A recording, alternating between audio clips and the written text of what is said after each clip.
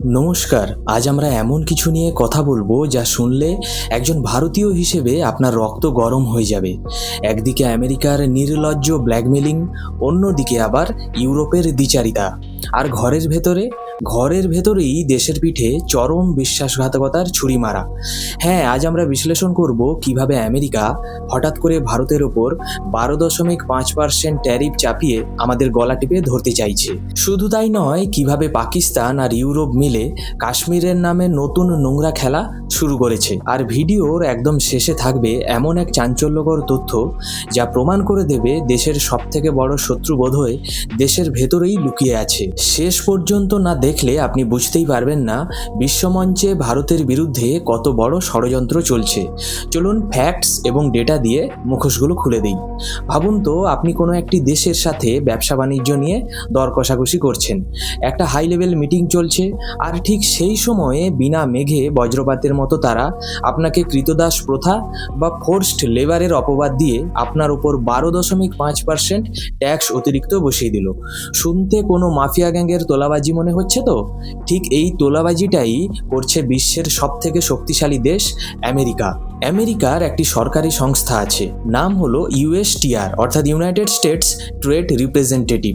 এরা হঠাৎ করে একটা লিস্ট বের করলো, বলল পৃথিবীর 54টি দেশে নাকি মানুষদের জোর করে কৃতদাসের মতো খাটানো হয়, তাই আমেরিকা এই দেশগুলোর ওপর ট্যারিফ বা জরিমানা চাপাবে।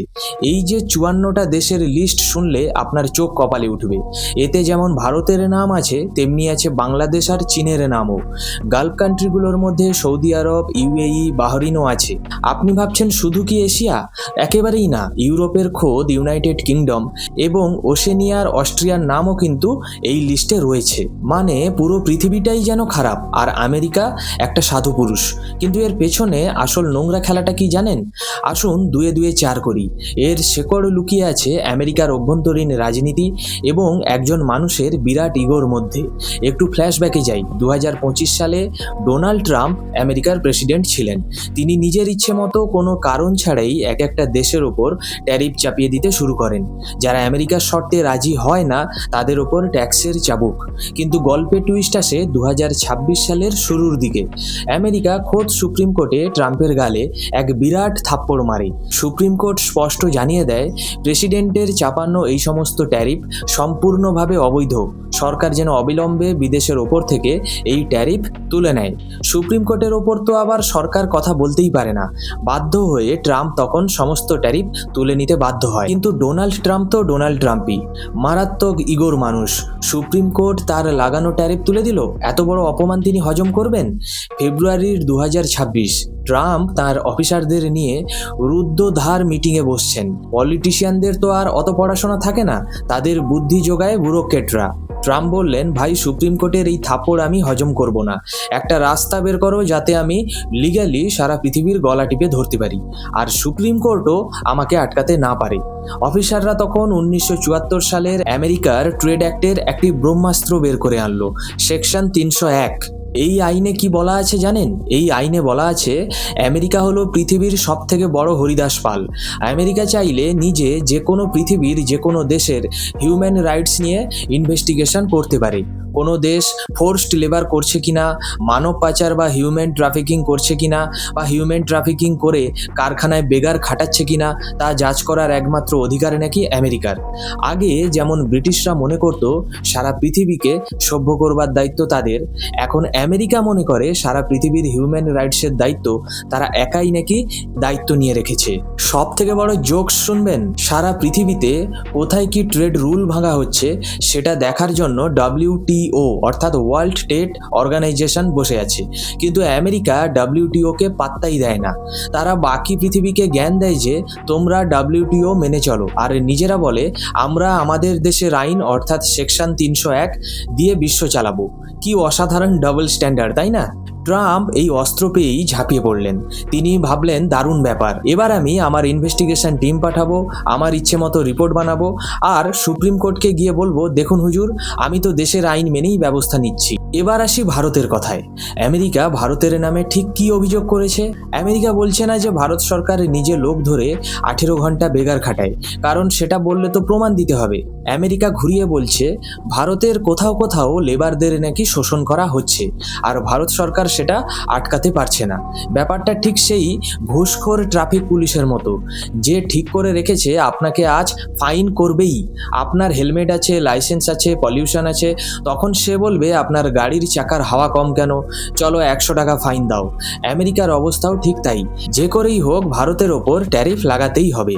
এবার টাইমিংটা খেয়াল করুন দর্শক, ঠিক যে মুহূর্তে ভারত আর আমেরিকার মধ্যে ট্রেড নেগোসিয়েশন বা ব্যবসার চুক্তি নিয়ে হাই লেভেল মিটিং চলছে, ভারতের আমলারা আমেরিকায় বসে দর কষাকষি করছেন, ঠিক তখনই ইউএসটিআর এই লিস্ট পাবলিশ করলো। কিন্তু কেন?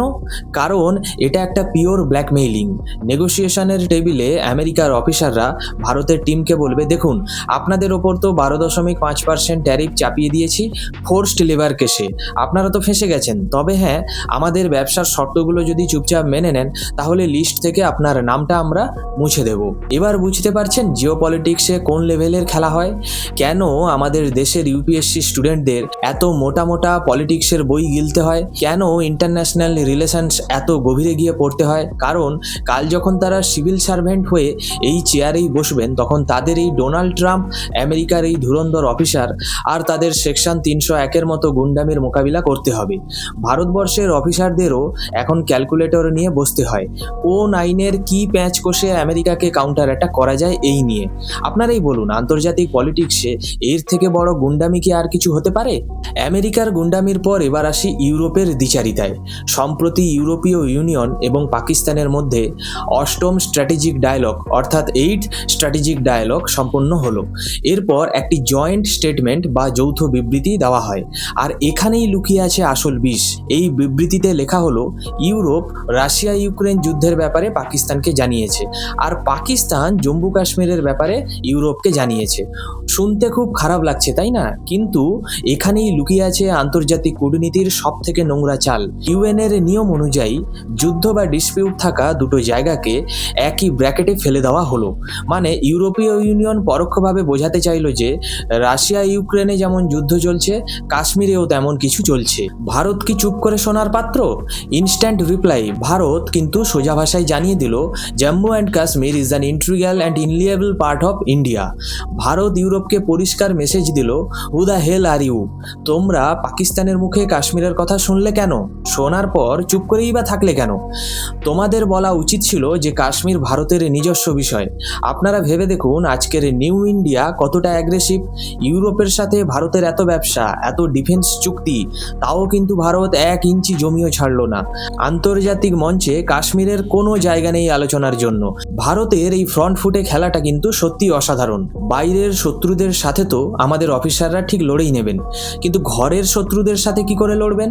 আমি সাধারণত আমার ভিডিওতে কোনো অভ্যন্তরীণ রাজনীতি, তৃণমূল, বিজেপি বা কংগ্রেস নিয়ে কথা বলি না। ভিউয়ের লোভে এসে আমি রাজনীতি করি না। কিন্তু আমি আজ একটা কথা বলতে বাধ্য হচ্ছি, কারণ ঘটনাটা সরাসরি ভারতের ফরেন পলিসি এবং ন্যাশনাল সিকিউরিটির ওপর আঘাত এনেছে।